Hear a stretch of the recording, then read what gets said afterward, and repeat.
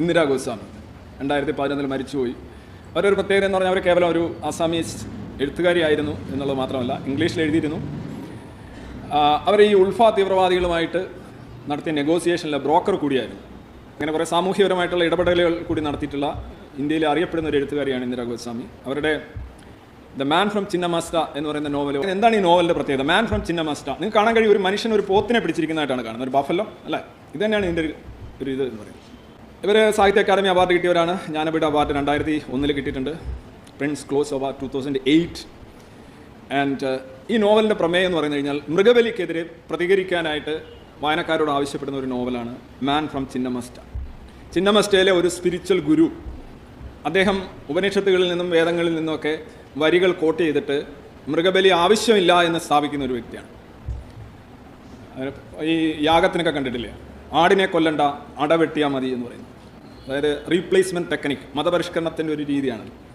ആടിനെ കൊന്നുകൊണ്ടിരിക്കുമ്പോൾ ആളുകൾ പ്രതിഷേധിക്കും. അപ്പോൾ നിങ്ങൾ ഈ അടയുണ്ടല്ലേ, അടപ്രഥമൻ, അതിൻ്റെ അട വെച്ച് വെട്ടിയിട്ട് ആടിനെ കൊന്നതായി സങ്കല്പിച്ച് അങ്ങനെ ചെയ്യാം. അപ്പം അത് റീപ്ലേസ്മെൻറ്റ് ടെക്നിക്. അങ്ങനെ റീപ്ലേസ്മെൻറ്റ് ടെക്നിക്കുകളൊക്കെ പറയുന്ന ആളാണ് ഈ മാൻ ഫ്രം ചിന്നമസ്റ്റ എന്ന് പറയുന്നത്. അദ്ദേഹവുമായി ബന്ധപ്പെട്ട ഒരു ഫോറിൻ ആയിട്ടുള്ള ഒരു സ്ത്രീ, ഡിവോഴ്സി ആയിട്ടുള്ള ഒരു സ്ത്രീ വരുന്നു. അവർ ഈ ഗുരുവുമായി സംസാരിക്കുന്നു. അങ്ങനെയൊക്കെയുള്ള ഏർപ്പാടുകളാണ്. ഇതിനകത്ത് ഈ നോവൽ പ്രസിദ്ധീകരിച്ച ഉടനെ തന്നെ അവിടുത്തെ പ്രീസ്റ്റ് പുരോഹിതവർഗം വലിയ തോതിൽ പ്രതിഷേധം ഉണ്ടാക്കി. ആസാമിൽ വലിയ പ്രശ്നമായി. കാരണം വെച്ചാൽ അവിടെ കാമക്യ ടെമ്പിൾ എന്ന് പറയുന്ന ഒരു അമ്പലമുണ്ട്. അവിടെ ആയിരക്കണക്കിന് പോത്തുകളെ, ആടുകളെ ഒക്കെ കഴുത്തറുത്ത് പോലില്ല. അതാണ് അതിൻ്റെ ഒരു ബലിയുടെ ഒരു രീതി. അത് ഈ നോവലിൽ തന്നെ പറയുന്നുണ്ട്, പുരോഹിതന്മാർ പറയുന്നുണ്ട്, ആടുകളെ അല്ലെങ്കിൽ പോത്തുകളെ ബലിയറുത്ത് കഴിഞ്ഞാൽ ഈ ഒരു ദേവിയുണ്ട്, ശക്തി എന്ന് പറയുന്നത് സതിയാണ്. സതി എന്ന് പറയുന്നത് ശിവൻ്റെ ആദ്യത്തെ ഭാര്യയാണ്. സതി എന്താണ് ചെയ്തതെന്ന് വെച്ച് കഴിഞ്ഞാൽ സതിയും ശിവനുമായിട്ട് പ്രണയത്തിലായിരുന്നു. ആദിമമായ പ്രണയം എന്നൊക്കെ വേണമെങ്കിൽ പറയാം. ആ പ്രണയത്തിലായി അവർ കല്യാണം കഴിച്ചു. ശിവൻ വാക്ക് പാലിച്ചു. പിന്നെ ഒരു വിരുന്ന് സംഘടിപ്പിക്കുന്നു അമ്മായിപ്പൻ, ശിവൻ്റെ അച്ഛൻ, അതെ ഫാദർ ഇൻ ലോ.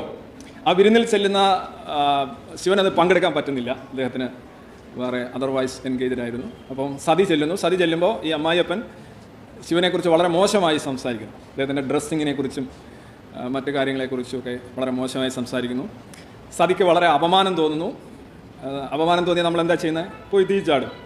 അങ്ങനെ സതി പോയി തീ ചാടുന്നു. അതിനെയാണ് സതി അനുഷ്ഠിക്കൽ എന്ന് പറയുന്നത്. അപ്പം സതി അനുഷ്ഠിച്ചതിന് ശേഷം സതി വളരെ വളർന്ന് വലുതായി എന്നാണ് പറയുന്നത്. ഒരു വിശ്വരൂപം പ്രാപിച്ചിങ്ങനെ വൈകുണ്ഠം വിഷ്ണുവിൻ്റെ ദേശത്തൊക്കെ ചെല്ലുന്നു. അപ്പോൾ വിഷ്ണു ഇതിങ്ങനെ വളർന്നു വലുതാവുന്ന കണ്ട് 3 ലോകവും നശിപ്പിക്കും എന്ന് പേടിച്ച് വിഷ്ണു അതിനെ പല പീസുകളായി കട്ട് ചെയ്തു. അങ്ങനെ ഓരോ പീസുകൾ ഭൂമിയുടെ ഓരോ ഭാഗത്ത് നിന്ന് വീണു.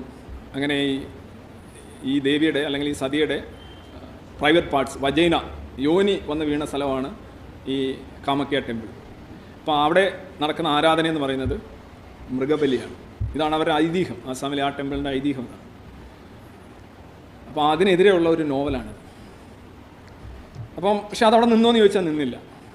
നമ്മൾ നരബലി നിർത്തിയ ടീമുകളാണ്. നരബലി പാടില്ല, നമ്മൾ ചെയ്യാറില്ല.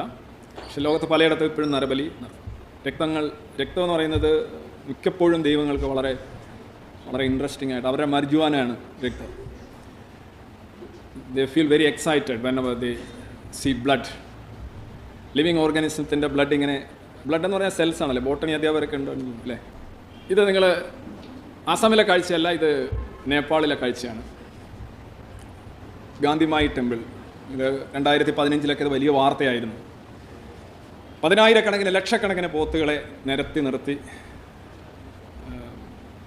100 വെട്ടുകാർ വെട്ടിക്കൊല്ലുകയാണ്. എന്നിട്ട് വെട്ടിക്കൊന്നിരിക്കുന്ന പോത്തുകളുടെ ചിത്രമാണ് നിങ്ങൾ. ഇതെല്ലാം ആ ദൈവത്തെ തൃപ്തിപ്പെടുത്താനായിട്ട് ചെയ്യുന്നതാണ്. ഇതിനെതിരെ പ്രതിഷേധം നേപ്പാൾ എന്ന് പറയുന്നത് വളരെ അടുത്ത സ്ഥലമാണ്. പ്രതിഷേധം ഉയർന്നെങ്കിലും വലിയ തോതിലുള്ള മാറ്റം ഇപ്പോഴും ഇല്ല. എണ്ണം കുറച്ചിട്ടുണ്ട്. കഴിഞ്ഞ 2015 ആകുമ്പോൾ 5000 ബഫല്ലോസിനെയാണ് കൊന്നത്. അതിന് തൊട്ട് മുന്നേ വർഷം 10,000 ഉണ്ടായിരുന്നു. അപ്പോൾ അങ്ങനെ എണ്ണമൊക്കെ ചെറുതായിട്ട് കുറയുന്നുണ്ട് എന്നല്ലാതെ വലിയ വ്യത്യാസമില്ല. ഇത് കാണുമ്പോൾ നിങ്ങൾക്ക് തോന്നുക ഇതൊക്കെ ഇങ്ങനെയൊക്കെ ചെയ്യാം, ഇതൊക്കെ എന്തിനും. ഞങ്ങളുടെയൊക്കെ ഭക്തി എന്ന് പറഞ്ഞാൽ എത്ര നീറ്റായിട്ടുള്ള ഡീസൻ്റ് ആയിട്ടുള്ള ഭക്തിയാണ്. ഒരു ചന്ദനം തൊടൽ, ഒരു അല്പത എടുക്കുക, ഒരു വെള്ളം തൊടുക, ഹായ് ഹൂയ്, വളരെ കൃത്യം, ആരെയും ശല്യപ്പെടുത്തുന്നില്ല, ഒന്നുമില്ല. എത്ര ഡീസൻ്റ് ആയിട്ടാണ് ഞങ്ങളിത് നടത്തുന്നത്. പക്ഷേ ഇതൊക്കെ എത്ര ഹൊറിബിളാണ് എന്നായിരിക്കും നിങ്ങളിപ്പോൾ ചിന്തിക്കുക അല്ലേ. ഇതൊക്കെ എന്തിനാണ് ഞങ്ങളോട് പറയുന്നത്? ഞങ്ങളിതൊന്നും കാണിക്കാറില്ലല്ലോ. ഇന്ദിരാ ഗോസ്വാമിയുടെ നോവലിനെ കുറിച്ച് ഞാൻ പറഞ്ഞു, മാൻ ഫ്രം ചിന്നമസ്റ്റ. അവർക്കെതിരെ ഉയർന്ന വലിയൊരു പ്രതിഷേധത്തിലൊന്ന്, നിങ്ങളെന്താണ് ഹിന്ദുക്കളുടെ ആചാരങ്ങളെക്കുറിച്ച് മാത്രം ഇങ്ങനെ വളരെ ഘോരഘോരമായി സംസാരിക്കുന്നത്? ഹിന്ദു എന്ന് പറഞ്ഞാൽ ചരിഞ്ഞ മരമാണ്, താണമരമാണ്, ചാടിക്കയറാൻ എളുപ്പമാണ്, അതുകൊണ്ടല്ലേ മുസ്ലിങ്ങൾ ഇതിനേക്കാൾ കൂടുതൽ ഒട്ടകങ്ങളെ ഹജ്ജിന് കൊല്ലുന്നില്ലേ? അത് ആ മൃതദേഹങ്ങളൊന്നും നിങ്ങൾ കാണുന്നില്ലേ? ആ രക്തത്തിൻ്റെ മണമൊന്നും നിങ്ങൾക്ക് അനുഭവിക്കാൻ പറ്റുന്നില്ലേ? എന്നൊക്കെയുള്ള രീതിയിലുള്ള പല രീതിയിലുള്ള വിമർശനങ്ങൾ. ഈ മതവിമർശനത്തിൻ്റെ ഒരു പരിപാടി എന്ന് പറഞ്ഞാൽ നിങ്ങൾ ഏതെങ്കിലും ഒന്നിനെ തൊട്ട് കഴിഞ്ഞാൽ ബാക്കി എല്ലാം അനങ്ങും എന്നുള്ളതാണ്. ഹിന്ദുക്കളുടെ ഏതെങ്കിലും ഒരു കൃതി നിങ്ങൾ വിമർശിച്ച് കഴിഞ്ഞാൽ മറ്റ് രണ്ട് വിഭാഗക്കാർ ഹാപ്പി ആയിരിക്കും. പക്ഷേ ഹിന്ദുക്കൾ പറയുന്നത് അതൊന്നും നിനക്ക് പ്രശ്നമല്ലേ, അതൊന്നും നീ കാണുന്നില്ലേ എന്നായിരിക്കും. ഒന്നിൽ തൊട്ടാൽ 3 കിട്ടും കുറഞ്ഞത്. ഇന്ത്യയുടെ ഒരു വ്യവസ്ഥ അനുസരിച്ച് ഒന്നിൽ തൊട്ടാൽ 3, ഒരെണ്ണത്തിൽ അടിച്ചാൽ മതി. നമ്മൾ ആ രീതിയിലാണ് അവർ പ്രതികരിക്കുന്നത്. ഈ 3 കൂടെ ഒരുമിച്ചടിക്കുമ്പോൾ എന്താണ് എഫക്റ്റ് കിട്ടത്തുമില്ല. അതാണ് അവർക്ക് വേണ്ടത്. അപ്പോൾ നിങ്ങളോട് ഞാൻ ഒരു ചോദ്യം ചോദിക്കാം. ഈ മൃഗബലിയെ അനുകൂലിക്കാത്ത എത്ര പേരുണ്ട് ഇവിടെ? ഒന്ന് കൈവക്കും. ആരുമില്ലേ? മൃഗബലി ആരും അനുകൂലിക്കുന്നില്ല. സത്യം, മൃഗബലി ആരും അനുകൂലിക്കുന്നില്ല. പക്ഷേ ഈ മൃഗബലി എന്തുകൊണ്ടാണ് കണ്ടിന്യൂ ചെയ്യുന്നതെന്ന് വല്ല ധാരണയും നിങ്ങൾക്കുണ്ടോ? ആസാമിൽ ഇപ്പോഴും കണ്ടിന്യൂ ചെയ്യുന്നത്, ഈ വർഷം ചെന്നാലും കാണാൻ പറ്റും. നരബലി ആയിരുന്നു പണ്ട്. ഒരു പോത്തിനെ കൊല്ലുമ്പോൾ 100 ഈ ദേവിയുടെ ദാഹം ശമിക്കുന്നു എന്നാണ് പറയുന്നത്. 100 വർഷത്തേക്ക് ശമിക്കുന്നുവെങ്കിൽ ഒരു മനുഷ്യനെ തന്നെ കൊന്നു കഴിഞ്ഞാൽ 1000 വർഷത്തേക്ക് ശമിക്കുമെന്നാണ് ഈ നോവലിൽ പറയുന്നത്. ദേവി അത് ആഗ്രഹിക്കുന്നു. She wounds blood. എന്തുകൊണ്ടാണ് ഇത് കണ്ടിന്യൂ ചെയ്യുന്നത്? ഇത് കണ്ടിന്യൂ ചെയ്യാൻ ഒറ്റ കാരണമേ ഉള്ളൂ. ഇത് കണ്ടിന്യൂ ചെയ്യാനുള്ള കാരണം ഇങ്ങനെ ചെയ്താൽ ഫലം ഉണ്ടാകും എന്നുള്ളത് തന്നെ. It works, there is no doubt about it. അല്ല, ചുമ്മാ ഇത്രയും വർഷങ്ങൾ 2000 വർഷമായിട്ട് ആളുകൾ ഇങ്ങനെ വെറുതെ പോത്തിനെ കൊല്ലുക, കാളെ വെട്ടുക എന്നൊക്കെ പറഞ്ഞിട്ട് ചെയ്യുമെന്നാണ് നിങ്ങൾക്കറിയുന്നത്. അതിനകത്ത് നല്ല ആൾക്കാരുണ്ട്, മോശം ആൾക്കാരുണ്ട്, പണ്ഡിതരുണ്ട്, പാമരരുണ്ട്. അപ്പോൾ ഒരു ഫലവും ഇല്ലെങ്കിൽ ഇതിങ്ങനെ കണ്ടിന്യൂ ചെയ്ത് പോകും. നമ്മൾ അങ്ങനെ അങ്ങ് താറടിച്ച് കളയുന്നത് ശരിയല്ലല്ലോ. ഇത് കണ്ടിന്യൂ ചെയ്യാൻ കാരണം ഇത് വർക്ക് ചെയ്യുന്നു എന്നുള്ളത് തന്നെയാണ്. അതുകൊണ്ട് തന്നെയാണ് ഇതിനെതിരെ സംസാരിക്കുന്ന ഇന്ദിരാ ഗോസ്വാമിക്കെതിരെ പ്രതിഷേധങ്ങൾ ഉണ്ടാകുന്നത്, എതിരെ സംസാരിക്കുന്നവരെ ഒറ്റപ്പെടുത്തുന്നതും, ഭക്തരെ വലിയ തോതിലുള്ള പ്രതിഷേധങ്ങൾ നടത്തുന്നതും. അവരുടെ കയ്യിലിരിക്കുന്ന, അവരിഷ്ടപ്പെട്ടിരുന്ന ഒരു പാപ്പം അവരെ പിടിച്ചുകൊണ്ട് പോകുന്നു എന്നാണ് അവരുടെ ധാരണ. അവരെ കളിപ്പാട്ടം, ഒരു കുട്ടി നന്നായി ആസ്വദിച്ചുകൊണ്ടിരുന്ന ഒരു കളിപ്പാട്ടം എടുത്തുകൊണ്ട് പോകുമ്പോൾ ഒരു കുട്ടിക്കുണ്ടാകുന്ന ഒരു വികാരപരമായിട്ടുള്ള പ്രശ്നങ്ങളാണ് യഥാർത്ഥത്തിൽ ഭക്തർക്ക് ഇത് നിർത്തുമ്പോഴും ഉണ്ടാകുന്നത്. കാരണം അവരെ സംബന്ധിച്ച് ഇത് വർക്ക് ചെയ്യുന്നുണ്ട്, നന്നായിട്ട് വർക്ക് ചെയ്യുന്നുണ്ട്, പരമ്പരാഗതമായി വർക്ക് ചെയ്യുന്നുണ്ട്. കഥകളല്ല, സ്വന്തം അനുഭവമാണ്. ഇത് യഥാർത്ഥത്തിൽ നമ്മളെ സംബന്ധിച്ചൊരു തുടലാണ്. നിങ്ങൾക്ക് വർക്ക് ചെയ്യുന്നു എന്നുള്ളൊരു ബോധ്യം നിങ്ങൾക്ക് വന്നു കഴിഞ്ഞാൽ, നിങ്ങൾക്ക് അതിനകത്ത് പുറത്ത് കിടക്കാൻ കഴിയാതിരുന്നു കഴിഞ്ഞാൽ, ഈ കാര്യങ്ങൾ നിങ്ങളിപ്പോൾ കൈപൊക്കിയാലൊന്നും യാതൊരു സാധ്യതയില്ല. കാരണം നിങ്ങൾ അല്ലാതെ ചെയ്യുന്ന, പോത്തിനെ കൊല്ലാതെ അല്ലെങ്കിൽ കാളയെ കൊല്ലാതെ നിങ്ങൾ ചെയ്യുന്ന കുറേ കാര്യങ്ങൾക്കുണ്ടല്ലോ, വളരെ ഡീസൻറ്റ് ഭക്തി, അതും ഇതും തമ്മിൽ യാതൊരു വ്യത്യാസവുമില്ല.